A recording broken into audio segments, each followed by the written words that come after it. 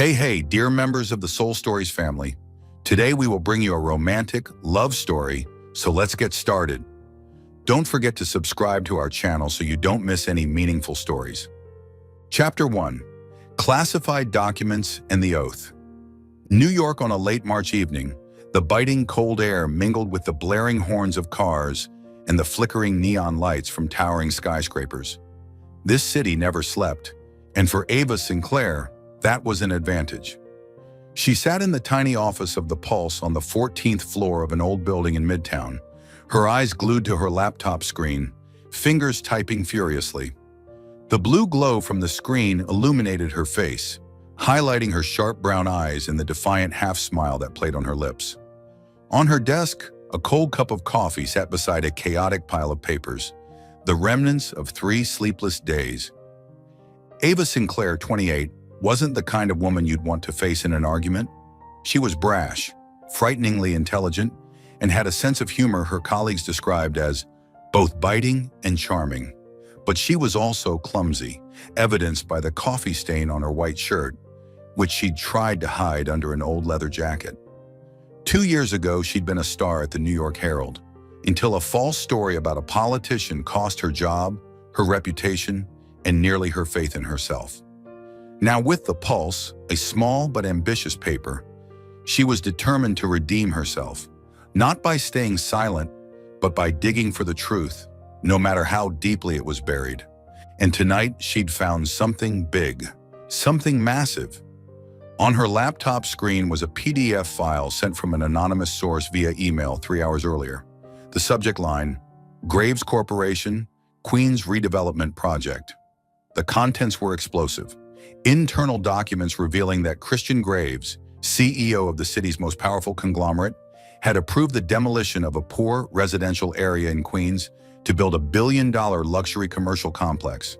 No compensation, no prior notice, just Christian's scrawled signature at the bottom, cold and unwavering. Ava raised an eyebrow, muttering, "Seriously? This billionaire doesn't mess around." She pulled her chair closer to the desk, opening a new browser tab to check the news. In the 24 hours since the rumor leaked, Graves Corporation's stock had plummeted 10%. Twitter was ablaze with the hashtag number Christian Graves is trash, while major outlets like The Times and The Post raced to publish sensational headlines. Cold-blooded billionaire destroys the American dream. Graves Corporation, boundless greed. But no one had solid evidence. No one, except Ava. She clicked again, reopening the anonymous email. No name, no signature, just a single terse line. Expose it. He doesn't deserve forgiveness. Ava smirked, whispering to herself, "Oh, I'll expose it. But not because you want me to, because I need the truth." Christian Graves, 34, was a name even those indifferent to business couldn't ignore. He was the epitome of cold power, a man who could buy an entire city without blinking. Yet no one knew what he truly thought. The media dubbed him the cold-blooded billionaire, a man with no friends, no love, only money and ambition. But Ava didn't buy into fairy tales, good or evil. She'd been burned by a perfect facade before, and the cost had been steep. This time she'd verify it herself. Ava stood, stretching her stiff muscles, then walked to the window. Outside, the lights of the Graves Corporation tower, a sleek black glass monolith a few blocks away, twinkled as if taunting her. She crossed her arms, murmuring, "Christian Graves, if you're really the villain, I'll be the one to unmask you. But if not, someone's trembling right now." She returned to her desk, opened a new Word document, and started typing. The article's title appeared on the screen, Graves Corporation, The Truth Behind Queens. Her fingers flew across the keyboard, each word sharp as a blade. Christian Graves, New York's richest man, has just been accused of ordering the destruction of hundreds of poor families' lives. But is this document real? Or are we witnessing a perfectly staged play? She paused, took a sip of cold coffee, then added, "Either way, the Pulse won't stop until the truth is laid bare, even if it means facing the cold billionaire himself." The article was finished in an hour. Ava sent it to her editor with a message. "Print it tomorrow morning. This is our shot." She knew the stakes. If the document was fake, she'd lose everything again. But if it was real, she'd be a hero. Either way, there was no turning back. Her phone buzzed. A text from her colleague and best friend Jake. "You're insane, Ava. Graves will sue you into oblivion." She replied with a shrugging emoji. "Let him try. I've never known fear." She shut down her computer, grabbed her jacket, and stepped outside. The cold wind whipped through her messy brown hair, but she didn't care. Her mind raced with questions. Who sent the document? Why target Christian Graves? And most importantly, was he truly cold-blooded or just a puppet in someone else's game? As Ava rode the elevator to the ground floor, she heard a TV blaring from the lobby. An urgent news report. Graves Corporation stock continues to plummet after allegations from an anonymous source. Christian Graves has yet to respond. Ava stopped, staring at the screen. Christian's image appeared. Sharp features, piercing blue eyes like ice, and a faint smile she couldn't decipher. He didn't look panicked. He looked like he was waiting for something. "Interesting," Ava muttered, then stepped into the night. She didn't know that. Across the city, Christian Graves was also watching the same broadcast from his office, a glass of whiskey in hand. His assistant burst in, frantic. "Sir, we need to respond now. The press is going wild." Christian took a sip, his gaze fixed on the screen. "No need," he said, his voice low and eerily calm. "Let them talk. She'll come to me soon enough." "She?" his assistant asked, puzzled. Christian didn't answer, just smirked faintly. On his desk, a copy of the classified document Ava had just exposed sat neatly beside another USB drive, one he'd prepared long ago. The game had begun. Chapter 2. The Cold Billionaire. The next morning, faint sunlight filtered through the gray clouds over New York, casting a weak glow on the sleek black glass tower of Graves Corporation. The 60-story building, with its sharp lines and no extraneous details, stood like an impregnable fortress in the heart of the city. But today it was the epicenter of a media storm. At the main entrance, dozens of reporters jostled for position, cameras aimed, microphones raised, all waiting for an answer from the man behind those glass doors. Christian Graves. Inside, on the top floor, Christian stood before a large window, gazing down at the crowd. Tall and broad-shouldered, in a perfectly tailored black suit, his dark brown hair was neatly trimmed, but slightly tousled at the ends. The only hint that he didn't always control everything. His piercing blue eyes were cold as ice, though a closer look might catch a fleeting trace of exhaustion, gone so quickly it was barely noticeable. In his hand was an iPad, its screen displaying the latest article from The Pulse, Graves Corporation, The Truth Behind Queens. Author, Ava Sinclair. Christian's lips twitched into a faint smile, so subtle it could hardly be called one. "She's faster than I thought," he murmured, his voice low and steady, like an emotionless melody. The office door swung open, and his assistant, Daniel, a wiry man in his 40s with round glasses, stepped in, clutching a stack of papers. "Mr. Graves, the press conference is set. They're waiting for you in the first-floor conference room. We need an official statement. The stock dropped another 3% just this morning, and the board is losing it." Christian didn't turn around, his eyes still fixed on the crowd below. "Cancel it," he said, his tone unwavering. Daniel blinked, startled. "But sir, if we don't respond, the media will tear you apart. That Pulse article's gone viral on social media. They're calling you, He hesitated, flipping through the papers, as if searching for a gentler phrase. "What?" Christian turned his head, raising an eyebrow, his sharp gaze making Daniel flinch. "Cold-blooded billionaire," Daniel replied, his voice shrinking, "and a few worse things." Christian let out a dry, brief chuckle. "They've always called me that. What's new?" He set the iPad on the desk, walked to the black leather chair, and sat down, crossing his legs with casual ease. "Let them talk. I don't care what the world thinks." Daniel frowned, clearly unhappy with the response. "But that document, Mr. Graves, it has your signature. If we don't deny it, people will believe it's true. Queens." He trailed off, as if afraid to cross an invisible line. Christian fell silent for a moment, his fingers tapping a rhythm on the ebony desk. Daniel didn't know. and Christian had no intention of explaining that the document was fake. His signature had been forged, and he'd known it the moment it leaked 2 days ago. But instead of quashing the rumor, Christian let it spread. He wanted to see what the mastermind behind it would do next. This wasn't the first time someone had tried to oust him from the CEO's chair, and it wouldn't be the last. But this time, he'd make them pay. "Get the car ready," Christian said abruptly, standing and adjusting his tie. "I'm going out." Daniel's eyes widened. "Out? Now?" "But the reporters—" "I know," Christian cut him off, heading for the door. "I want them to see me." 30 minutes later, Christian appeared at a hastily arranged press conference in the main lobby of Graves Corporation.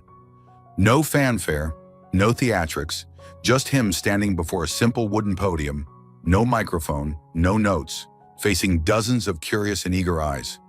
The reporters erupted, cameras flashing non-stop, shouts ringing out from all directions. "Mr. Graves, is the document real? Did you order the demolition of Queens? What do you have to say to the families losing their homes?" Christian stood still, hands in his pockets, his gaze sweeping the crowd like a predator sizing up its prey.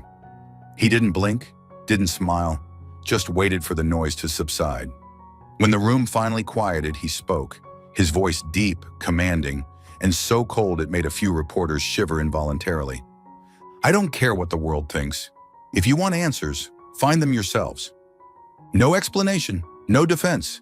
He turned and walked through the automatic glass doors, leaving the reporters stunned and furious. Shouts erupted behind him, but Christian didn't look back. He'd said enough, or rather, he'd said nothing at all. In the car, Daniel sat in the front, glancing at Christian through the rearview mirror. "Are you sure about this? That statement will only make things worse." Christian closed his eyes, leaning back against the soft leather seat. "I don't need them to like me, Daniel. I need them to fear me." Daniel sighed but said no more. In Christian's mind, though, everything was clearer than ever. He wasn't foolish enough to believe this fake document had appeared out of nowhere. Someone inside, or worse, a rival outside, was playing a high-stakes game. And Ava Sinclair, the brash Pulse reporter, had just unwittingly become his first pawn. Christian hadn't always been this man. Cold, distant, unfeeling. 10 years ago, he'd been a talented engineer living in a small Brooklyn apartment, dreaming of building projects that would change the world. But his father's sudden death, a car accident the police deemed no foul play, had changed everything. Christian inherited Graves Corporation, along with a host of enemies his father had left behind. He learned to lock his heart away, showing no weakness to anyone. Deep down, though, he was tired. Tired of being misunderstood, of bearing slander he never bothered to refute. Back in his office, Christian sat at his desk, opened a drawer, and pulled out a small black USB drive. Inside was the real data on the Queens project.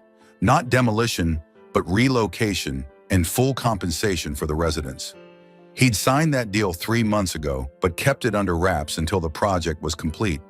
His enemies had exploited that secrecy to spread lies.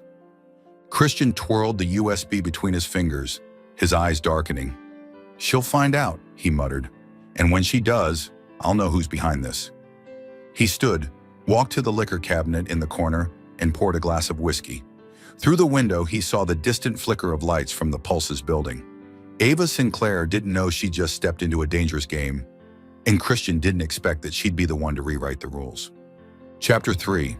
The Fateful Gala. The Grand Lux Hotel, nestled in the heart of Manhattan, was a symbol of opulence and power. On Saturday evening, the massive crystal chandeliers hanging from the grand lobby ceiling cast shimmering reflections onto the polished marble floor, creating an atmosphere of suffocating splendor. The elite, business tycoons, politicians, and celebrities gathered here for the annual charity gala hosted by a major investment fund. But everyone knew this wasn't just about raising money for orphans. It was an arena of secret handshakes, fake smiles, and conspiracies whispered over glasses of champagne. Ava Sinclair didn't belong here. She stood in a shadowy corner of the lobby, dressed in a server's uniform, white shirt, black apron, and a silver tray in hand. Her hair was pulled into a high ponytail, a few stray strands falling across her forehead, and the cheap flats she'd borrowed from a colleague were already pinching her feet. She'd spent all day figuring out how to infiltrate this event after hearing Christian Graves would attend. Her article in the Pulse had shaken Graves Corporation, but Christian's response, or rather, his silence, left her suspicious. If he was innocent, why not refute it? If guilty, why not squash the rumors? Ava needed answers, and she'd get them straight from his mouth. "Do I look like a server?" she muttered to herself, glancing at her reflection in a nearby glass panel. "Probably not. But who cares?" She shrugged, adjusted the tray of drinks, and stepped out of the corner, blending into the stream of servers weaving through the crowd. The lobby was packed, filled with the sound of hearty laughter and clinking glasses.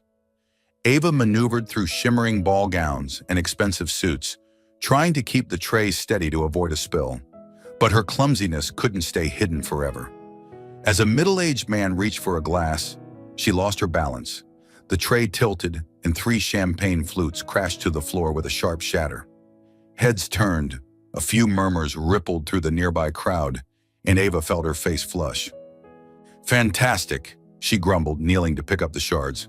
"No one will notice this, right?" But as she looked up, her eyes locked onto a man standing a few meters away, tall, in a black suit, with icy blue eyes staring right at her. Christian Graves. He had just entered the lobby, his presence instantly shifting the room's energy. Conversations hushed, all eyes turned toward him. Christian didn't smile or greet anyone, just walked with a confident, almost defiant stride, as if he owned the place. 2 bodyguards in black flanked him. Though they had little to do, no one dared approach Christian without permission. Ava forgot about the broken glass at her feet. She stood, brushed her hands on her apron, and without a second thought, grabbed the last remaining glass from her tray and marched toward him. Her heart raced, not from fear but from excitement. This was her chance. "Mr. Graves," she called out, her voice cutting through the unusually quiet space. Christian stopped, turning his head, his gaze locking onto hers. The crowd parted, forming a natural path between them. Ava advanced, glass in hand, her signature half-smile bold on her face. "I've got a little question for you." Christian raised an eyebrow, clearly unaccustomed to being interrupted by a server, or anyone for that matter. He crossed his arms, his voice low and cold. "Who are you to ask me anything?" Ava stopped 2 steps away, unflinching. She held up the glass as if offering it to him, then asked bluntly, her tone sharp and provocative, "How does it feel to have the whole world think you don't have a heart?" A louder murmur spread through the crowd. Some covered their mouths, others let out stifled laughs. Christian didn't blink, but his eyes narrowed slightly. A tiny reaction Ava caught instantly. She'd gotten to him, not with force, but with a boldness he hadn't anticipated. He stepped closer, leaning just enough so only she could hear. "Leave now, before I give you a reason to regret this." The threat was clear, but Ava didn't waver. She tilted her head, meeting his gaze, her smile unshaken. "Oh, I love a challenge," she replied, shrugging with brazen confidence. "But hey, I'm not going anywhere without an answer." Christian straightened, his eyes darkening. For the first time that night, and perhaps in years, he felt a flicker of losing control. This girl with her messy hair and stubborn voice was unlike anyone he'd ever met. Fearless, unpretentious, brimming with curiosity and pride. "Get her out," he ordered, turning to one of his bodyguards. His voice wasn't loud, but it was enough to spur instant action.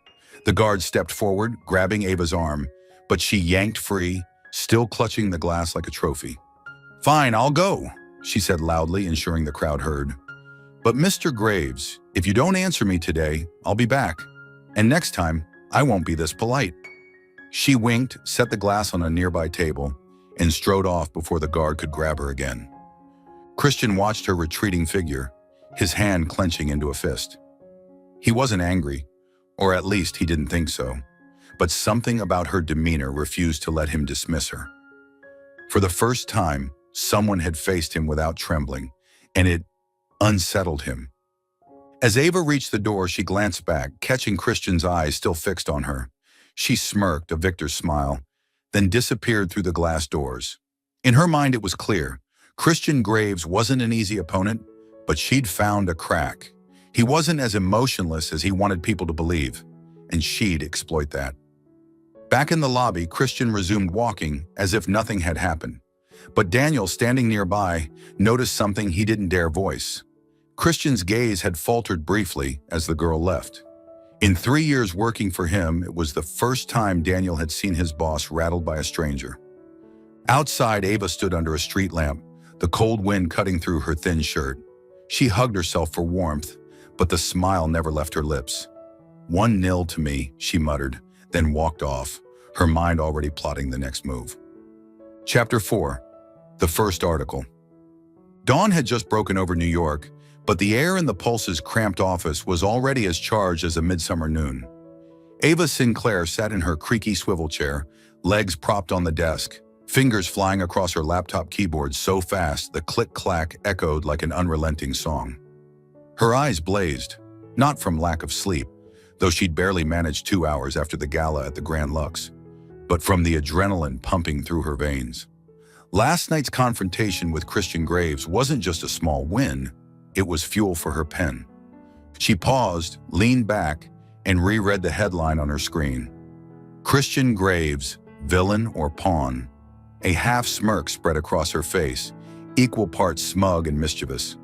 Perfect, she muttered, then resumed typing, each word cutting through the air like a sharpened blade. The article wasn't long, about 800 words, but everyone was meticulously chosen by Ava to sting and provoke.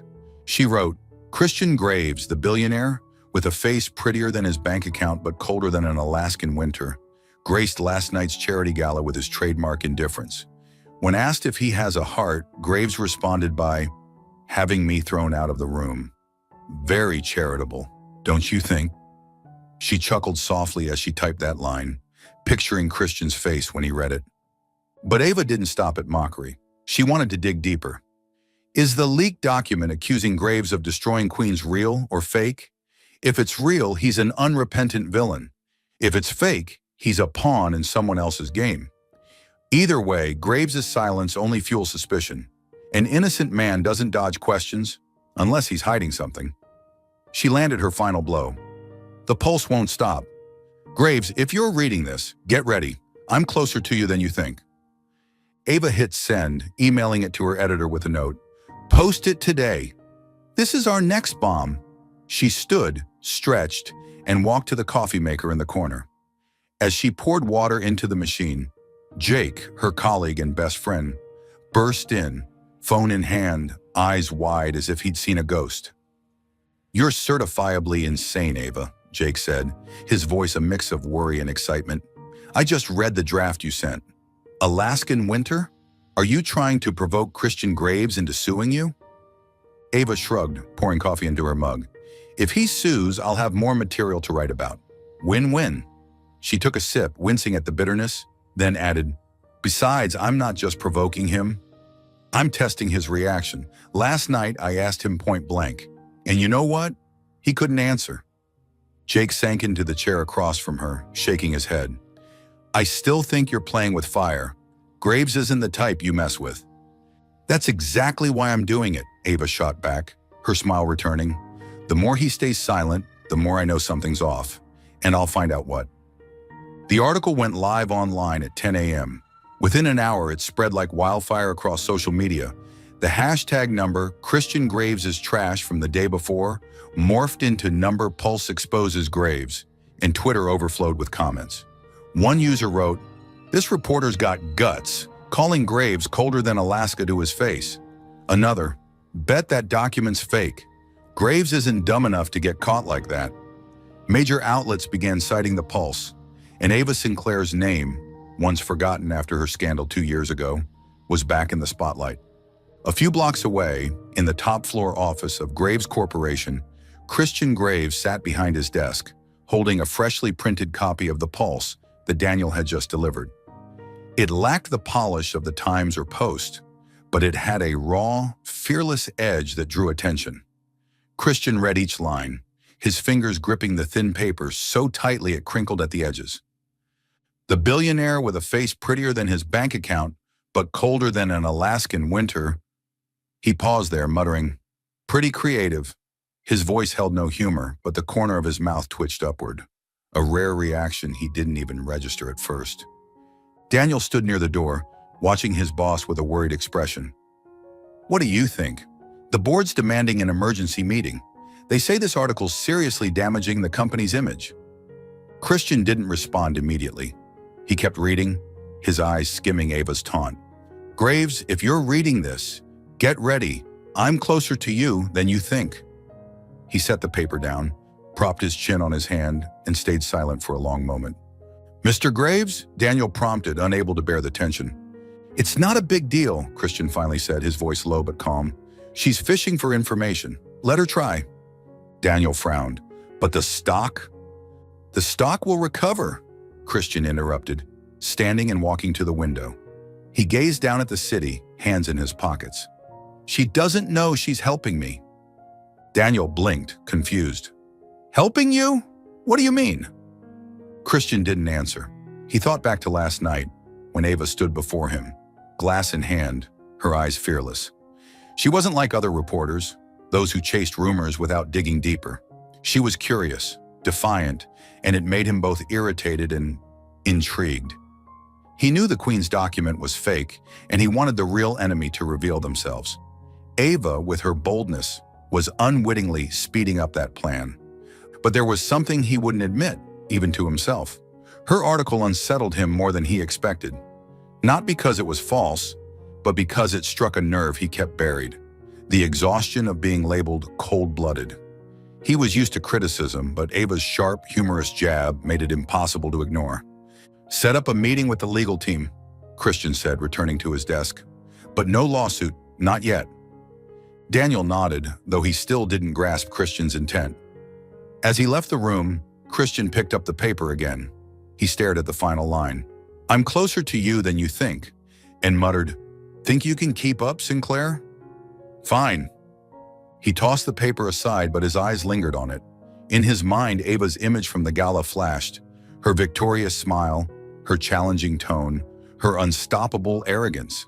For the first time in years, Christian felt something akin to curiosity, and he wasn't sure he liked it. Chapter 6. Inside Graves Corporation. Tuesday morning in New York was still cloaked in gray skies, but the atmosphere inside the Graves Corporation headquarters was as sharp and cold as its sleek design. The black glass tower loomed over Manhattan, its thick windows reflecting the faint sunlight. Ava Sinclair stepped through the revolving doors, her worn Converse sneakers squeaking faintly on the polished black marble floor.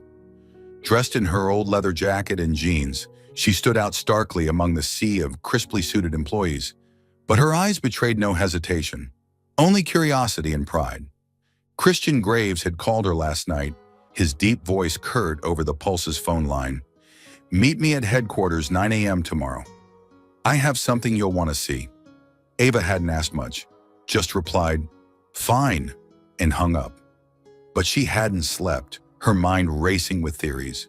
Why had he invited her? Was this a trap or an opportunity? The USB he'd given her earlier had proven part of the truth. Christian hadn't demolished Queens without compensation, but she knew he was still hiding more. As Ava entered the main lobby, a young secretary in a gray business suit approached, her tone polite but detached. "Ms. Sinclair, Mr. Graves is expecting you on the 60th floor. Please follow me." Ava nodded, smirking slightly. "Floor 60, huh? Guy really likes a view." The elevator ride to the top was silent, save for the soft background music meant to ease the tension. When the doors opened, Ava stepped out and was immediately struck by the space before her. Christian's office was vast, with a floor-to-ceiling glass wall offering a panoramic view of the city. An ebony desk sat at the center, simple yet commanding, and behind it stood Christian Graves, gazing out, hands in his pockets. "Welcome to Graves Corporation," he said without turning, his voice low and even as always. Ava strode forward, arms crossed. "I'm not here for the scenery, Graves. You said you had something I'd want to see. Where is it?" Christian turned, his piercing blue eyes locking onto hers. He wasn't in a suit today, just a white shirt with rolled-up sleeves and black slacks, more relaxed but still exuding an untouchable aura. He gestured to the chair across from his desk. "Sit," We'll talk like adults." Ava raised an eyebrow but sat, crossing her legs defiantly. "Fine, but if you're about to lecture me, I'm out." Christian didn't smile, but the corner of his mouth twitched, a subtle reaction Ava was starting to recognize. He took his seat, opened his laptop, and turned the screen toward her. A series of documents appeared: compensation contracts, a list of Queen's residents, and transfer receipts. The sums weren't small. Millions of dollars had been wired from the company to families over the past 3 months. Ava leaned in, scanning the lines quickly, her eyes widening. "Wait," she said, her voice tinged with surprise. "You've been compensating them since December? Then why not go public? Why let everyone think you're the bad guy?" Christian leaned back, hands clasped. "Because if I did, they'd exploit it. Politicians would demand more money. Rivals would smear me no matter what I did. Silence was the only way to protect those people." Ava looked up, meeting his gaze. "Protect? You're talking like some kind of hero. But if you don't speak, how's anyone supposed to know the truth?" Christian fell silent, his eyes darkening. He stood and walked to the glass wall, his voice lower than usual. "Because no one cares about the truth, Sinclair. They just want a villain to blame, and I'm the perfect fit." His words hung in the quiet room, and for the first time, Ava detected something different in his tone. Not the usual coldness, but a weariness, almost resignation. She rose and stepped beside him, keeping just enough distance to respect his space. "Why don't you tell anyone?" she asked, her voice softer, no longer taunting. Christian turned his head, looking at her. His eyes weren't icy now. There was a depth to them, something hard to define. "Have you ever been betrayed by the truth, Sinclair?" Ava blinked, caught off guard by the question. She thought back to 2 years ago, when she'd written a false story about a politician, believing she was exposing corruption, only to discover she'd been a pawn. "Yeah," she said quietly, "and I paid for it." Christian nodded, as if he'd expected that. "My father did too," he said, turning back to the city view. "He built this company from nothing, but his rivals set him up. A car accident the police called no foul play. I know it wasn't true, but I couldn't prove it. Since then, I've learned not to trust anyone, or let anyone trust me." Ava stood still, feeling like she'd just glimpsed a shadowed corner of Christian's soul. She hadn't expected him to share this, not with her, the one always needling him. "So you're protecting your father's legacy," she said, her voice low, "by letting the world hate you?" Christian didn't answer, just looked at her, his gaze suggesting she'd seen too much. Ava smirked, trying to reclaim her usual bravado. "You know, if you'd told me this sooner, I might have gone easier on the nasty lines about you." "Like colder than an Alaskan winter?" Christian asked, a rare hint of teasing in his tone. Ava laughed, the tension between them easing for the first time that day. "Yeah, that one. But hey, I reserve the right to keep writing if you hide anything else from me." Christian returned to his desk, closing the laptop. "I didn't invite you here to tell my life story," he said, reverting to his cold demeanor. "I want you to investigate. That fake document didn't appear out of nowhere. Someone inside or outside is targeting me. You want the truth? Find it." Ava nodded, tightening her grip on the USB in her pocket. "Deal, but if I do, you owe me a straight answer. No dodging." Christian met her eyes, his gaze flickering briefly. "Find who's behind this, and I'll answer any question you want." She winked, heading for the door. "Done. But don't be surprised if I'm back sooner than you think." As Ava left the office, Christian stood still, watching her go. For the first time in years, he felt someone might see through the armor he'd built, and it left him both wary and curious. Chapter 7. The Real Enemy. Late Wednesday night, Ava Sinclair's small Brooklyn apartment was bathed in the pale blue glow of her laptop screen. The steady patter of rain outside the window mingled with the relentless tapping of her keys. The room was its usual mess: books and papers piled on the table, a cold coffee mug sitting beside yesterday's pizza box wrappers. Ava sat cross-legged on the sofa, hair loosely tied up, her brown eyes locked on the data streaming across the screen. The USB Christian had given her had opened a door, But she knew it was just the surface. The real truth, the deep truth, was still out there, and she was determined to find it. After her visit to Graves Corporation the previous day, Ava had spent hours analyzing the data Christian provided: compensation contracts, a list of Queens residents, and transfer receipts. It all aligned with what he'd said. He hadn't demolished the neighborhood without compensation. But if Christian was innocent, why had the fake document surfaced? Someone had forged his signature, and that someone had to have access to Graves Corporation's internal systems. Ava smirked, muttering, "A rat in the nest." This just got interesting. She opened a new file from the USB, a log of internal emails sent over the past 3 months. Most were routine exchanges between departments, but one caught her eye. It was sent from m.holt@gravescorp.com to an anonymous external address, with the subject line, "Queen's Plan, Phase 1. The message was brief. "The document is ready. Ensure it reaches the press before the 25th. Sent 2 days before the fake leak broke. Ava sat up straight, her heart racing. "M. Holt," she murmured, racking her brain. Then she clicked over to the Graves Corporation website, scrolling to the leadership team. There, just below Christian Graves, was the name. Marcus Holt, Chief Operating Officer, Christian's right-hand man for the past 5 years. His photo loaded, a man in his 40s, slick blonde hair, a polished but cold smile. "Holy crap," Ava whispered, a triumphant grin spreading across her face. "It's him." She immediately opened a Word document and started drafting a new article. "Graves Corporation, the traitor within."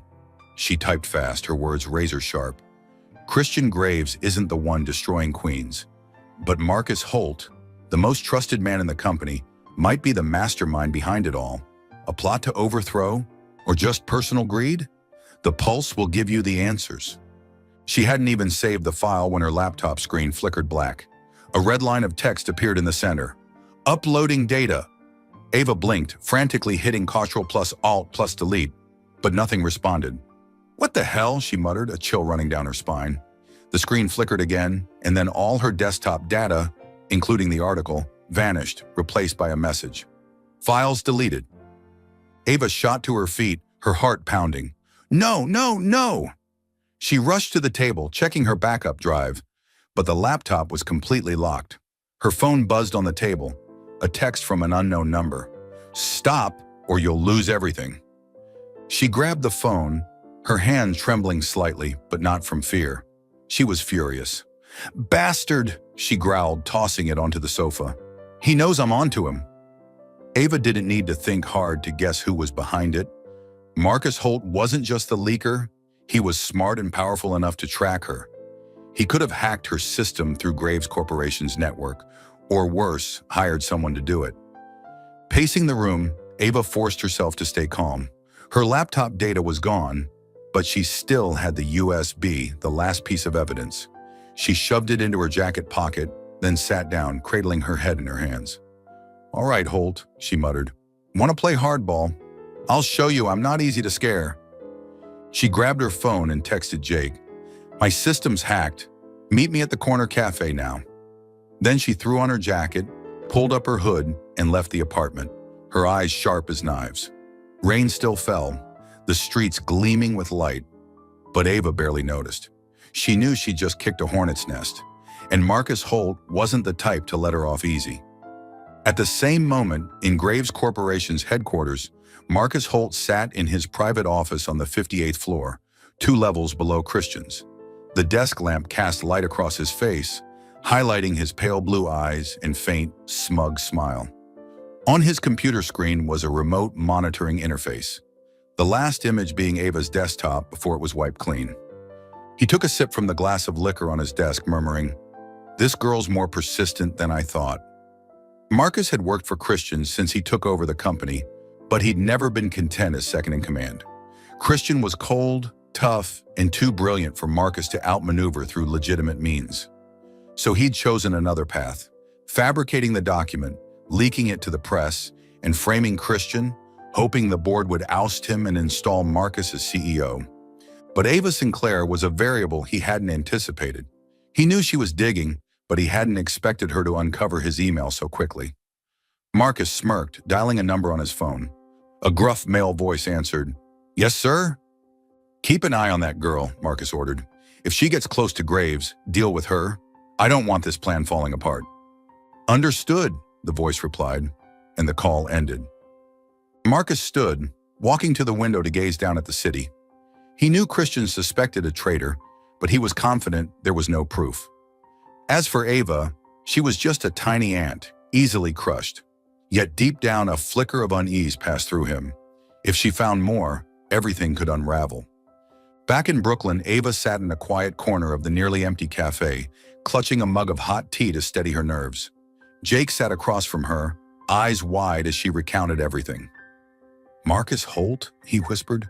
"Graves' right-hand man, you're sure?" "As sure as I'm sitting here," Ava replied, her voice firm. "He hacked my laptop, deleted the article, and sent a threat. But I've still got the USB. I'm not stopping." Jake shook his head. "Ava, you're playing with fire. If Holt's willing to go this far, he won't hesitate to do worse." Ava smirked, her eyes blazing. "That's why I've got to move faster than him. I'm taking this to Christian. If Holt wants a fight, I'll make sure he loses everything." She stood, gripping the USB tightly. The game had just gotten more dangerous, but Ava wasn't afraid. She was more determined than ever. Chapter 8. Christian protects Ava. Late Thursday night, rain continued to fall steadily over Brooklyn's streets, turning narrow alleys into shimmering streams under the streetlights. Ava Sinclair hurried along the sidewalk, her soaked leather jacket clinging to her body, hood pulled low to shield her face. After meeting Jake at the cafe, she decided to swing by her apartment to grab a few things before finding Christian. She needed to tell him about Marcus Holt, and she needed him now. The USB in her pocket was her only weapon, but it also made her a target. As she turned into a dark alley, she heard the low rumble of an engine behind her. Ava glanced back, her heart racing. A sleek black SUV, headlights off, was silently trailing her a few dozen meters away. She muttered, "Damn it," and picked up her pace, splashing through puddles. The engine's growl grew louder. The vehicle wasn't keeping its distance anymore. It was closing in. Ava didn't hesitate. She bolted, veering into another narrow alley, hoping the car couldn't follow. The screech of tires on wet pavement echoed behind her, but she didn't dare look back. Her breaths came in sharp gasps, adrenaline flooding her system. Just as she emerged onto a wider street, a pair of headlights sliced through the dark, forcing her to skid to a stop, her hand raised to shield her eyes. A car door opened and a figure stepped out. "Get in, now!" The deep, familiar voice cut through the rain. Ava lowered her hand, recognizing Christian Graves standing there, his white shirt plastered with rainwater, his eyes sharp but tinged with concern. "You?" Ava panted, stunned. "How did you—" "No time," Christian interrupted, grabbing her arm and pulling her toward his glossy black Bentley. The pursuing SUV screeched into view at the street's end, but upon spotting Christian, it swerved and vanished into the darkness. Ava let him drag her into the car, the door slamming shut as Christian floored the gas before she could protest. Inside, the warmth of the car contrasted sharply with the cold rain outside.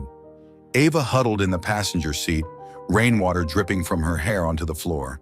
She turned to Christian, her voice still shaky from the adrenaline. "What are you doing here? How did you know I was being followed?" Christian kept his eyes on the road, his grip tight on the steering wheel. "I've been tracking you since you left the cafe," he replied, his tone low but steady. "I knew you were in danger." Ava raised an eyebrow, trying to reclaim her defiance. "Tracking me? Don't you have anything better to do?" Christian shot her a glance, a flicker of irritation in his eyes. "You almost got run down, Sinclair.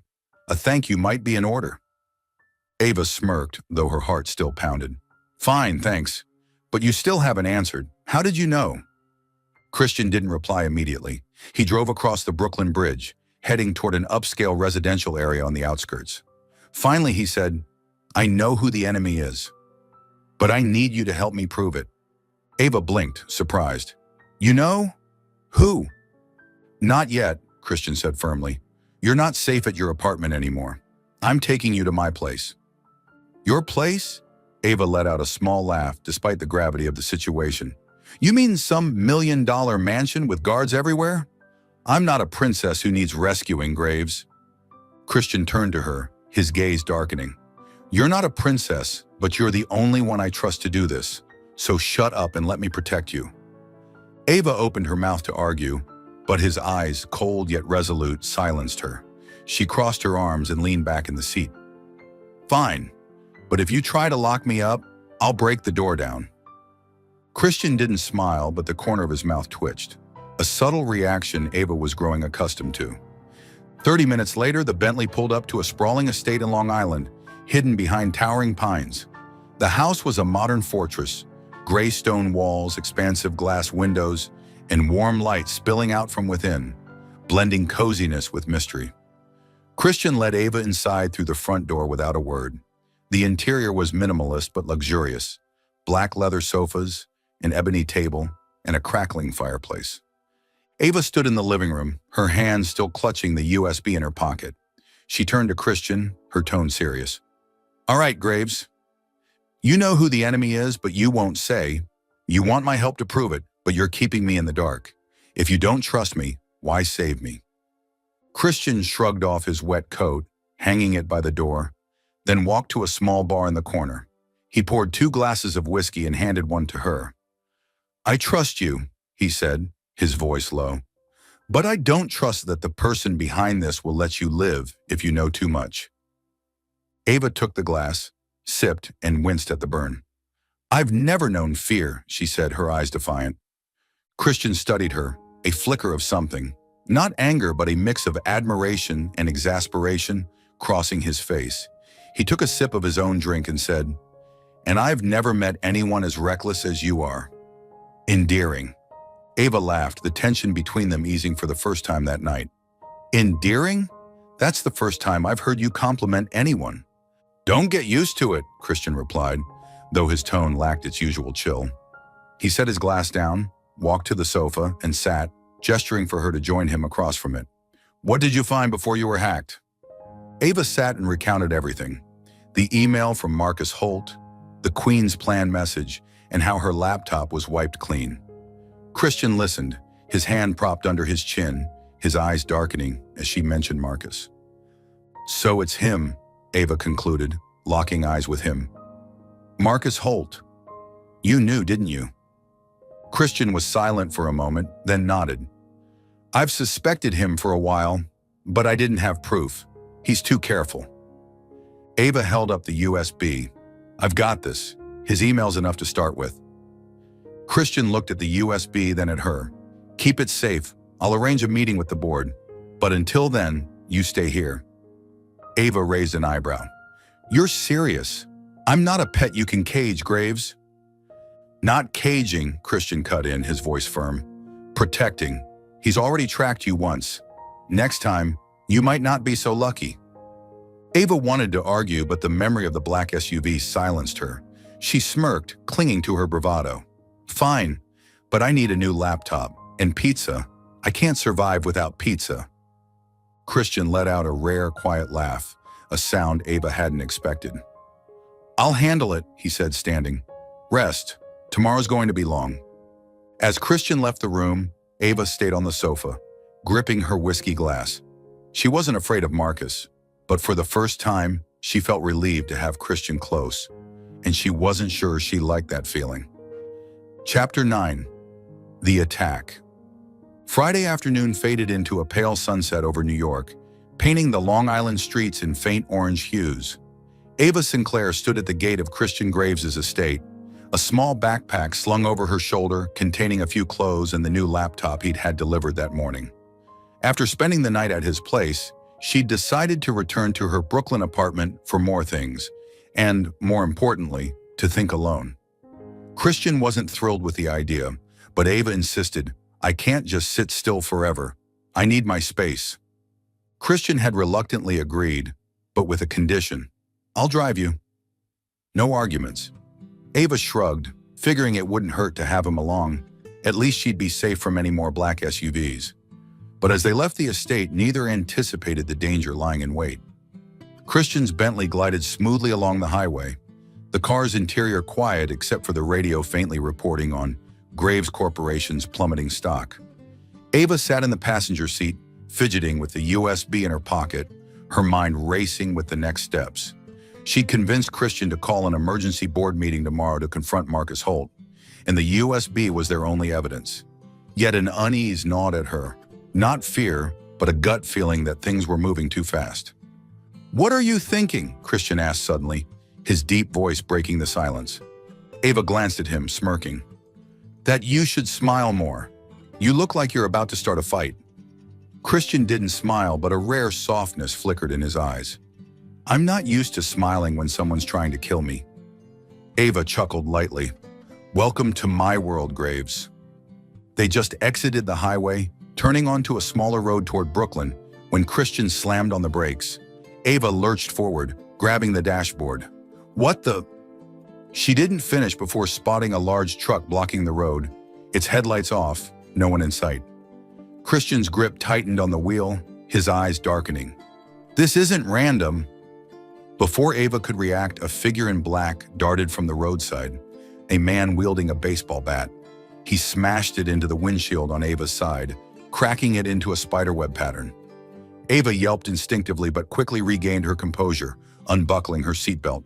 "Damn it, get out!" she shouted, but Christian was already out, leaping from the driver's side. "Stay there!" he commanded, his voice icy, but Ava ignored him. She jumped out, her heart pounding, as two more men emerged from behind the truck, also armed with bats.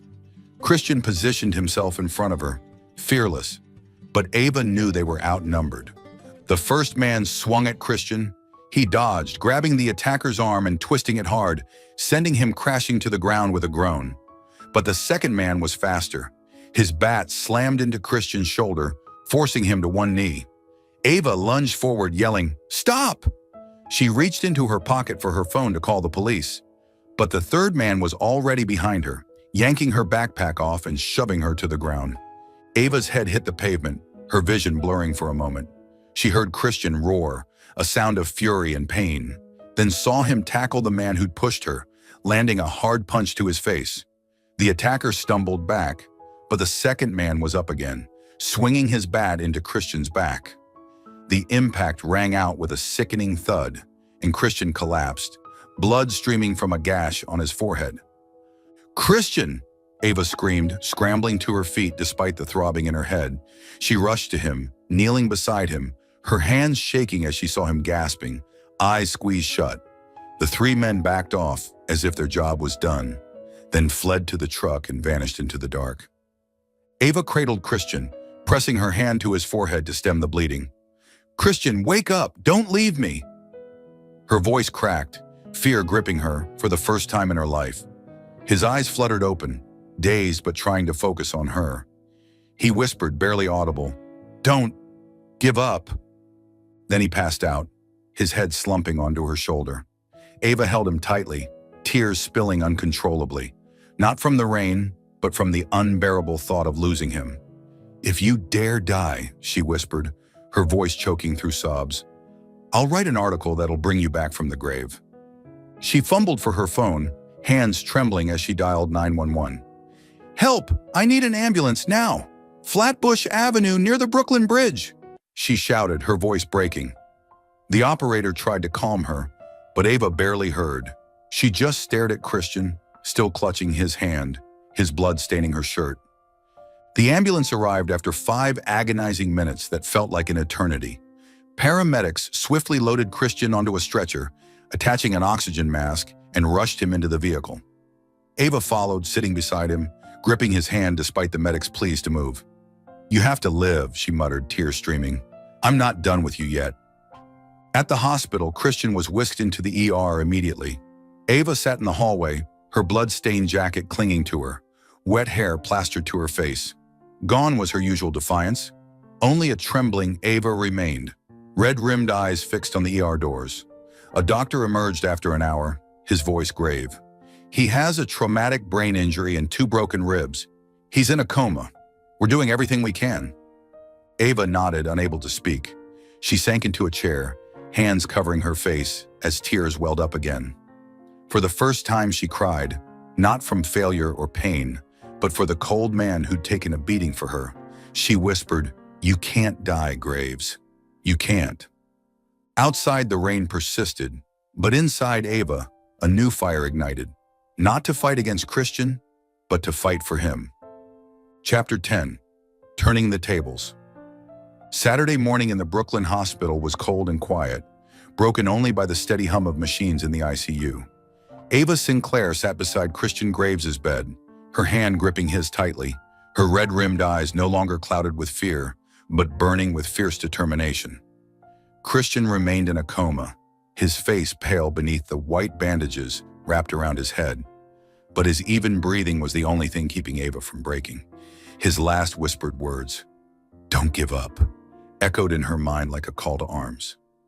Ava stood, wiping her tears with her sleeve, and murmured, "You saved me. Now it's my turn." She left the room, striding quickly down the hall, her hand clutching the USB in her pocket. The last piece of evidence she had to bring down Marcus Holt. Her laptop had been hacked, her article erased, but she had no choice left but to face the enemy head-on. And she'd do it her way, smart, bold, and with a touch of humor. Back at her Brooklyn apartment, Ava rummaged through her closet for something respectable, settling on an old black blazer and ripped jeans, a mix of professional and defiant. She texted Jake, "I'm meeting Marcus Holt. If I'm not back in 2 hours, call the police." Jake called immediately, his voice panicked.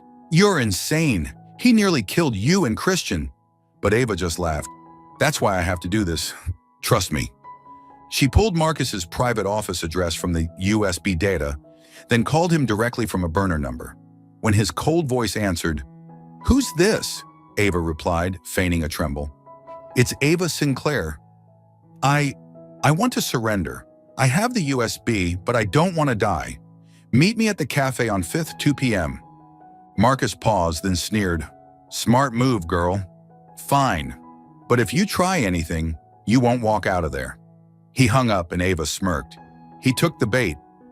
The small cafe on 5th Avenue was nearly empty at this hour, with only a few patrons scattered near the windows.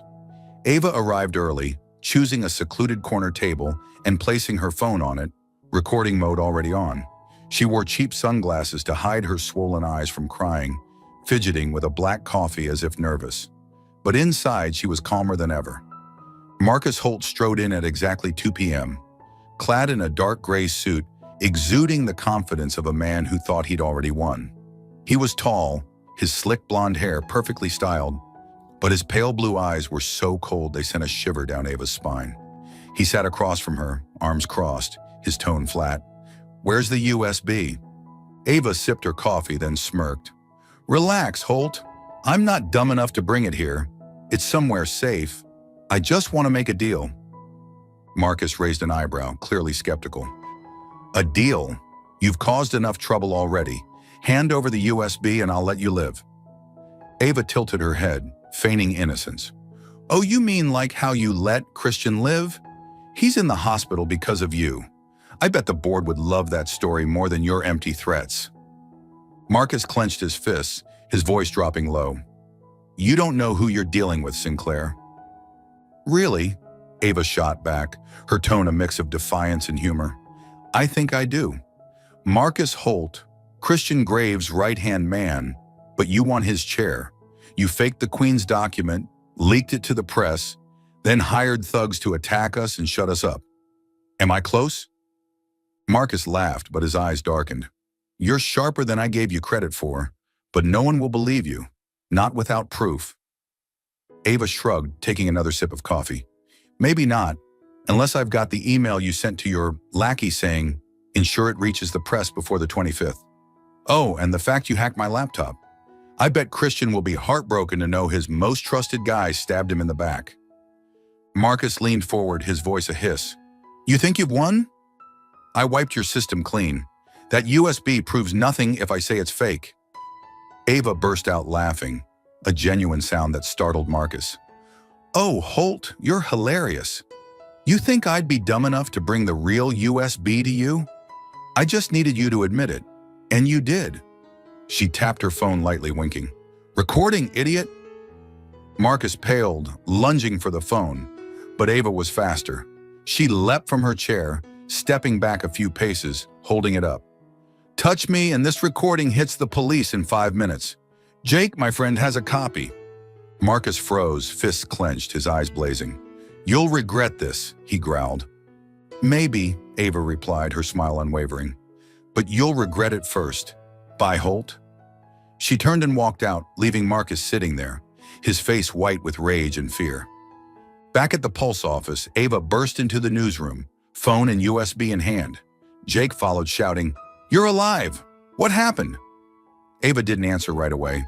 She plugged the USB into Jake's computer, uploaded the recording, and began typing an article at breakneck speed. The headline flashed on the screen: "Graves Corporation, the traitor unmasked." She wrote, "Marcus Holt, Chief Operating Officer of Graves Corporation, has confessed to forging the Queen's document to overthrow CEO Christian Graves. A tense confrontation, recorded by the Pulse, offers undeniable proof.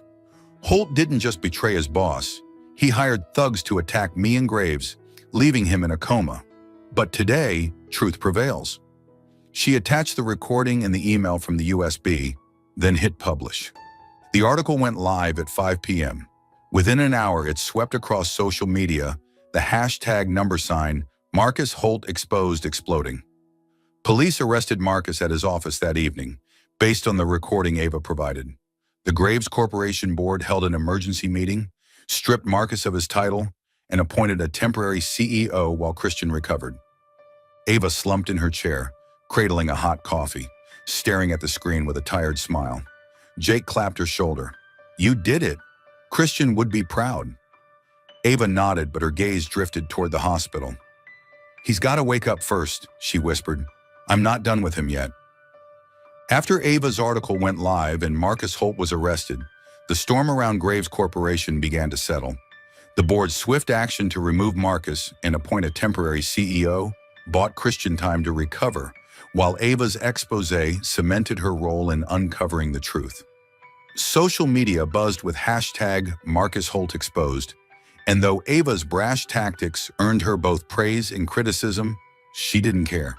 She'd done what she set out to do, vindicated Christian and brought down the real enemy. Back at the Brooklyn hospital, Ava returned to Christian's side late Saturday evening, exhaustion etched into her features, but her spirit unbroken. She sat by his bed, watching the steady rise and fall of his chest, the bandages still stark against his pale skin. The doctor had updated her earlier. Christian's condition was stable, but he remained in a coma. "He's a fighter," the doctor had said. "He'll wake up when he's ready." Ava had nodded, clutching the USB now safely stored in her pocket, and whispered to herself, "He better."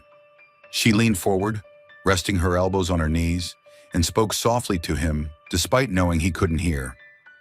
"You saved me out there, Graves. I don't know if I said it yet, but thanks. And don't think this means I owe you. I paid you back by taking down Marcus." She smirked, brushing a stray lock of hair from her face. "But you've got to wake up. I'm not done arguing with you yet." The hospital room stayed quiet, the only sound the rhythmic beeping of the heart monitor. Ava stayed there, unwilling to leave, her hand resting near his. She didn't cry again. Her tears had dried after the attack. But a fierce resolve burned in her chest. She'd fought for him, and she'd keep fighting until he opened his eyes. Days later, Christian did wake. It was early Monday morning, just as faint sunlight slipped through the thin white curtains of his hospital room. Ava wasn't there. She'd stepped out briefly to grab coffee from the cafeteria, but the nurses called her immediately. When she rushed back, spilling half her coffee in the hallway, she found Christian awake, his blue eyes hazy but alert, staring at the ceiling. "Christian!" Ava dropped the cup onto a table and hurried to his side, grabbing his hand. "You're awake! You scared the hell out of me, you jerk!" He turned his head slowly, wincing from the effort, and focused on her. His voice was raspy, barely above a whisper. "Sinclair, you're loud." Ava laughed, a mix of relief and exasperation, and squeezed his hand. "Yeah, well, you're alive, so deal with it. How do you feel?" "Like I got hit by a truck," he muttered, managing a faint smirk, the first sign of his old self breaking through. The doctor arrived soon after, confirming Christian had passed the critical stage. He'll need weeks to recover fully, brain injury, broken ribs, but he's out of the woods, the doctor said before leaving them alone again. Ava pulled a chair closer, sitting beside him. You missed a lot, she said, her tone shifting to something softer. She recounted everything, tricking Marcus into confessing, publishing the recording, his arrest, and the board's response.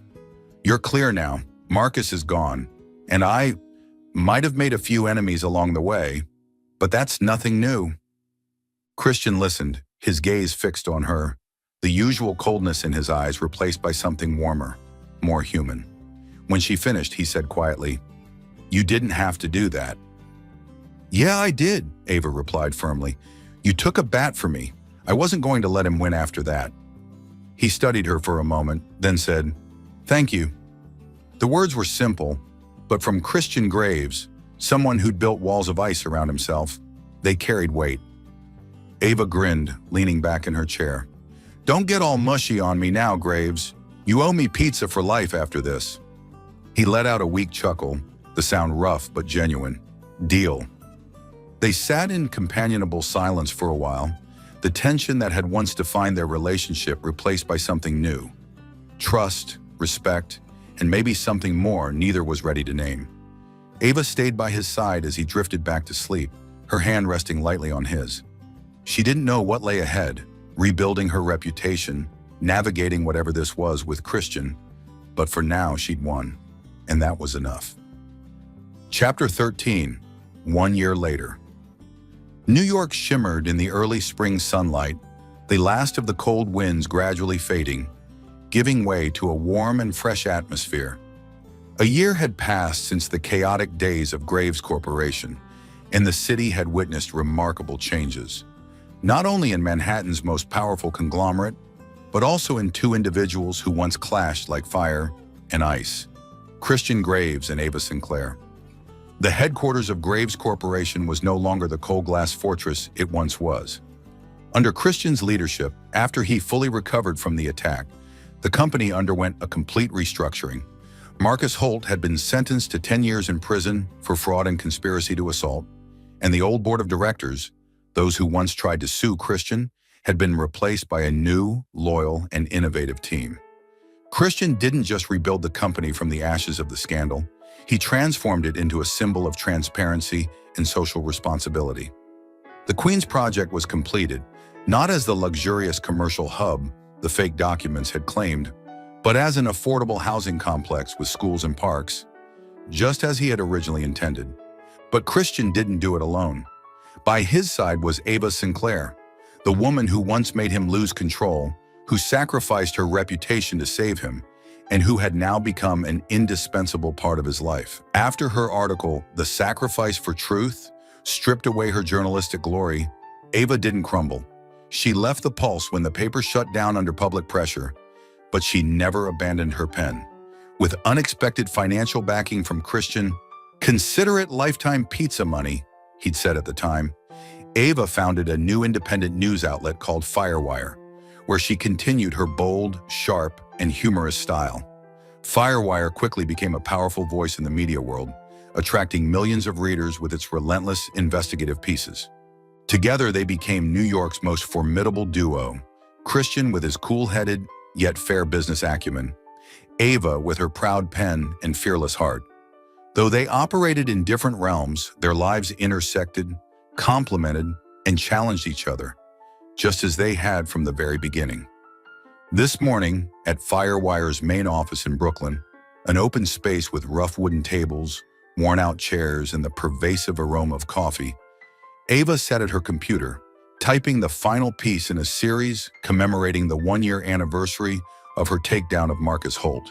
The headline flashed on the screen, "I took down a cold-blooded billionaire, but turns out he liked it." Her familiar half-smirk spread across her face as she wrote, "A year ago, I marched into battle against Christian Graves, thinking he was the villain. Turns out he was just a misunderstood man, cold, tough, but with a heart I never saw coming. I took him down with the truth, and he took me down with, well, I'll let you guess." She clicked publish, and leaned back in her chair, sipping her coffee. Her phone buzzed, a text from Christian. "Just read your article. You still enjoy provoking me, don't you?" Ava laughed out loud, texting back, "Always. Come over. I've got something to show you." 30 minutes later, Christian walked into the Firewire office, tall and imposing in a dark gray suit, his piercing blue eyes scanning the cluttered yet vibrant space. Ava's staff, a small group of young journalists, fell silent, their curious gazes following him. Christian was no longer the cold-blooded billionaire in their eyes. He was the man who survived a conspiracy thanks to their boss. Ava stood up, arms crossed, a mischievous grin on her lips. "Welcome to my lair, Graves. What do you think?" Christian approached, stopping a few steps away, a teasing glint in his eyes. "Like a mess, just like you." "Ooh, thanks for the compliment," Ava shot back, tilting her head. She pointed at the computer screen. "My latest article. Thoughts?" Christian leaned down, hands braced on the desk, his eyes skimming the lines. When he reached the ending, "He took me down with..." He smirked, turning to her. "You left that open-ended. What's your game?" Ava shrugged, stepping closer, her voice a mix of challenge and softness. "Letting the readers use their imagination. But you already know the answer." Christian straightened, gazing deep into her eyes. Over the past year, they'd been more than allies. They'd become lovers, though neither often said the word aloud. He'd learned to open up, and she'd learned to trust. Yet their core remained unchanged. He was still icy to the world, and she was still defiant toward everything. "You're playing with fire," Christian said, his voice low, his hand brushing her shoulder. Ava laughed loudly, pressing her hand to his chest, her eyes sparkling. "And you love it, don't you?" Christian didn't reply with words. He pulled her in, kissing her right there in the office. A bold, unhesitating kiss that drew chuckles and whistles from a few of Ava's staff. She kissed him back, arms wrapping around his neck, then pulled away with a triumphant grin. "I'll take that as a yes," she said.